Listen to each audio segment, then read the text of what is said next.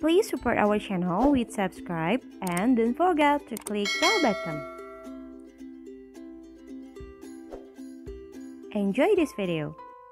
Hai guys, welcome back to BMTC channel. Oke, kali ini kita bakalan bahas tentang 10 kebiasaan baik yang harus kita miliki agar kita bijak dalam mengelola keuangan keluarga. Jadi banyak banget yang komen di konten-konten aku sebelumnya yang tentang mengelola keuangan keluarga, mulai dari part 1 sampai part 4. Banyak banget yang komen tentang kalau mereka itu cukup terbantu, akhirnya mereka kepikiran, dan banyak juga yang bilang kalau mereka udah coba banyak banget metode tapi nggak kunjung bisa untuk mengelola keuangan keluarga dengan baik. Jadi aku mau sharing tentang 10 kebiasaan baik ini agar kita dapat teredukasi atau mungkin dapat diingatkan kembali untuk memupuk kebiasaan-kebiasaan baik ini.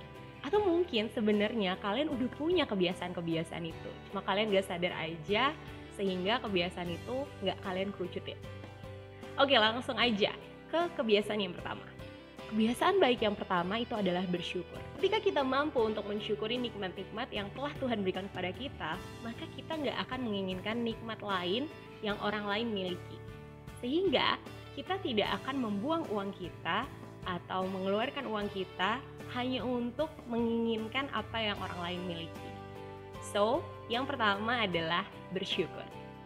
Kebiasaan baik yang kedua yaitu memiliki anggaran. Jadi memiliki anggaran ini sebenarnya aku udah pernah bahas di video aku sebelumnya, di konten aku sebelumnya yang mengelola keuangan keluarga. Jadi aku bilang ketika kita bisa mengelola keuangan dengan baik, itu adalah dikarenakan kita memiliki anggaran belanja. Jadi sebenarnya anggaran belanja itu nggak cuma dimiliki sama negara, tapi rumah tangga juga harus punya anggaran belanja. So dari anggaran belanja ini kalian dapat mengalokasikan atau membuat pos-pos dari keuangan kalian. Ya meskipun mungkin secara faktanya ada beberapa yang kalian gak ikuti. Nah ini sangat penting, kebiasaan ini adalah kebiasaan yang sangat penting agar kalian dapat mengelola keuangan keluarga kalian nantinya. Yang ketiga, kebiasaan mencatat pengeluaran. Dan ini aku biasa sebut check and recheck antara anggaran kita dengan fakta yang terjadi. Jadi banyak banget dari kita yang mungkin secara anggaran udah bagus banget, semuanya udah disusun rapi, dan kelihatannya kalau lihat dari anggarannya itu bakalan ada saving dan investasi. Tapi pada kenyataannya gak ada saving dan gak ada investasi.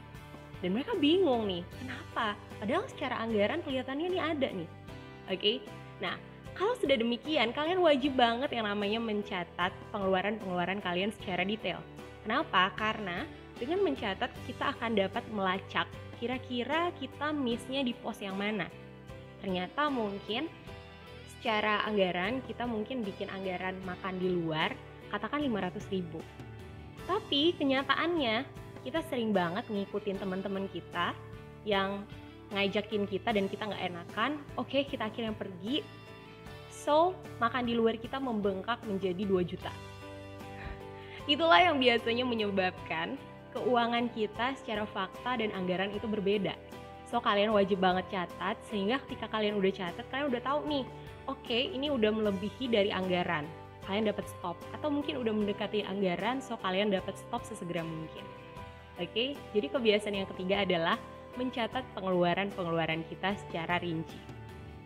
Yang keempat, kebiasaan disiplin terhadap anggaran yang udah kita susun. Jadi banyak banget yang udah nyusun anggaran seperti yang tadi aku bilang, tapi pada faktanya anggaran tersebut tuh dilanggar semua. So, disiplin ini sangat penting untuk menjadikan kita menjadi pribadi yang mampu mengelola keuangan keluarga. Jadi disiplin ini yang aku maksud adalah kita boleh melakukan cara-cara kita sendiri. Contohnya aku biasanya pakai anggaran bulanan itu, aku pecah lagi. Misalnya nih, anggaran bulanan untuk belanja mingguan itu katakanlah 1 juta misalnya. Nah ini aku bisa bagi lagi menjadi mingguan, karena kan aku bilangnya ini adalah belanja mingguan. So aku bisa bagi lagi jadi mingguan. Jadi setiap minggunya kira-kira berapa biaya yang kita keluarkan. Nah saat kita udah bagi mingguan, kalau bisa ada beberapa part yang memang membutuhkan rincian harian, kalian boleh bagi lagi anggarannya menjadi harian. Sehingga kita dapat melihat ketika hari ini mungkin kita udah belanja 20.000. Kira-kira kalau kita belanja 20.000 setiap hari, cukup nggak nih anggaran kita? Bisa nggak kita disiplin sama anggaran itu? Oke, jadi aku saranin buat kalian, ketika kalian udah buat anggaran belanja bulanan, kalian boleh pecah jadi mingguan, dan kalian boleh banget pecah lagi jadi harian. Sehingga itu benar-benar anggaran belanja yang sangat terperinci. Oke, so yang keempat adalah disiplin terhadap anggaran yang udah kalian buat.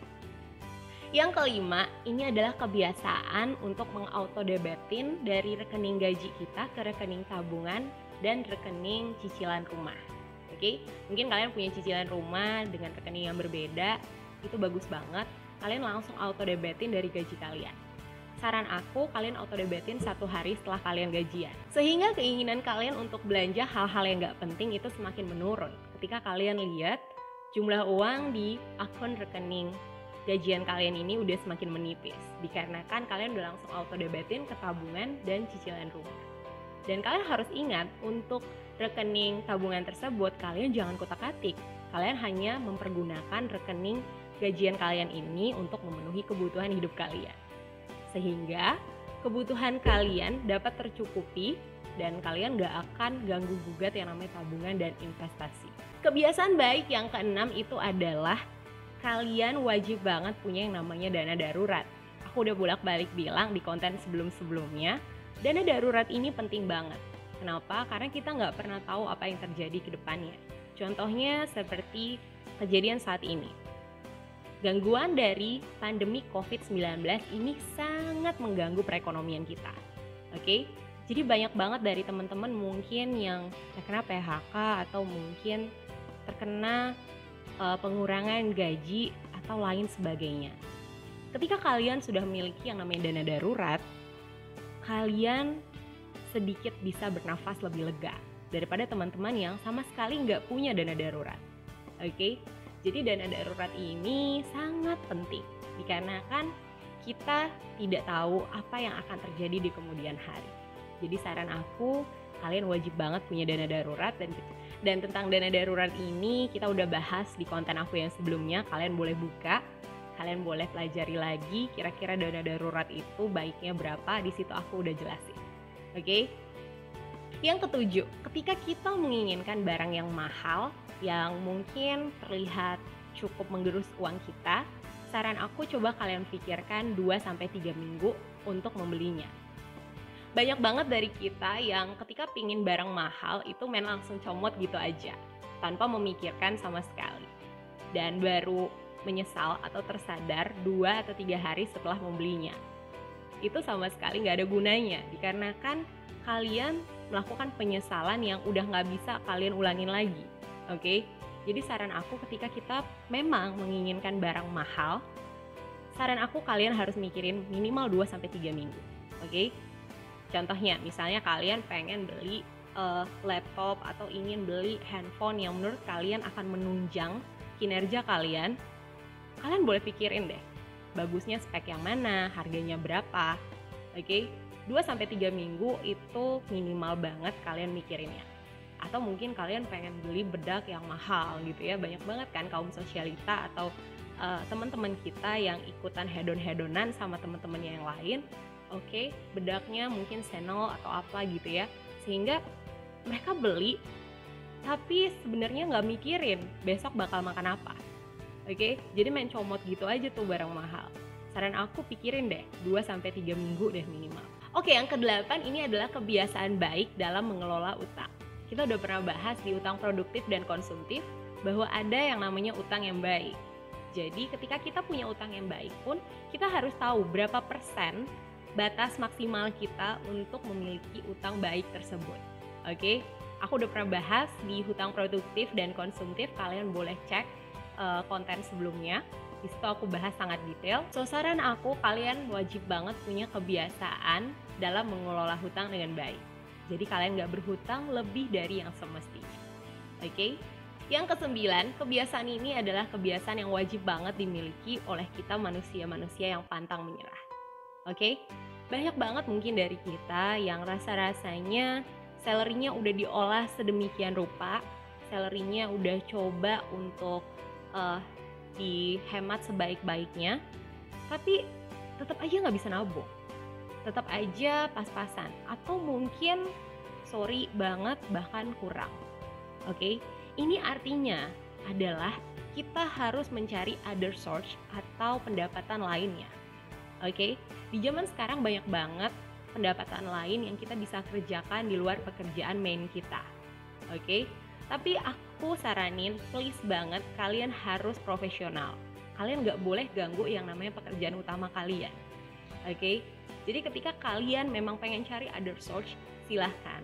Mungkin kalian bisa cari, banyak banget ya sekarang ya, ada multi level marketing, kalian bisa ikut agent insurance atau lain sebagainya yang mungkin nanti akan membuat kalian mendapatkan other source atau other income atau pendapatan lain-lain.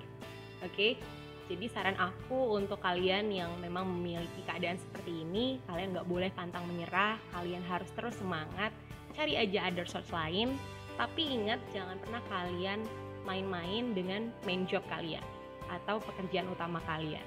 Ini dikarenakan kalau kalian main-main, artinya kalian mempermainkan berkat Tuhan. Oke? So, kalian harus serius di sana, tapi setelahnya kalian boleh memikirkan usaha lain-lain. Contoh lainnya, kalian bisa aja tuh, mungkin kalian kerja 8 to 5 dari jam 8 pagi sampai jam 5 sore, dan jam 6 sore mungkin kalian udah nyampe tuh di rumah. Oke? Nah, kalian boleh aja berpikir gimana caranya kalian bisa kerja di coffee shop lain atau kalian bisa buka kedai kopi gitu ya setelahnya jam 7 malam gitu. Bisa aja, intinya kalian harus berpikir mengembangkan pikiran kalian untuk berbisnis lainnya selain main job kalian. Oke? Yang ke-10 adalah mampu untuk berbagi dengan sesama. Oke? Kebiasaan ini tuh bukan kebiasaan yang hanya harus dimiliki oleh orang-orang yang mampu. Tapi untuk orang-orang yang mungkin pas-pasan atau bahkan kurang pun, kita bisa kok berbagi dengan banyak cara, oke? Jadi kalian jangan berpikir berbagi itu mungkin harus banyak atau berbagi itu mungkin harus berupa finansial gitu ya. Banyak hal yang bisa kita lakukan dengan tulus hati kita untuk berbagi dengan orang lain. Oke? Saran aku, hal yang ke-10 ini adalah hal yang membuat Tuhan akan sangat sayang ke kita dan sangat melimpahkan berkat ke kita. Karena kan kita bisa merasakan perasaan orang lain yang mungkin membutuhkan bantuan kita. Oke, aku harap kita semua semakin jago dan semakin bijak lagi dalam mengelola keuangan keluarga. Oke? And the last statement, please support us with subscribe, like, and you can share this video. Dan jangan lupa kalian juga klik tanda lonceng yang ada di bawah supaya kalian gak ketinggalan sama video-video kita yang berikutnya. Okay, thank you so much for watching and I will see you on my next video. Bye!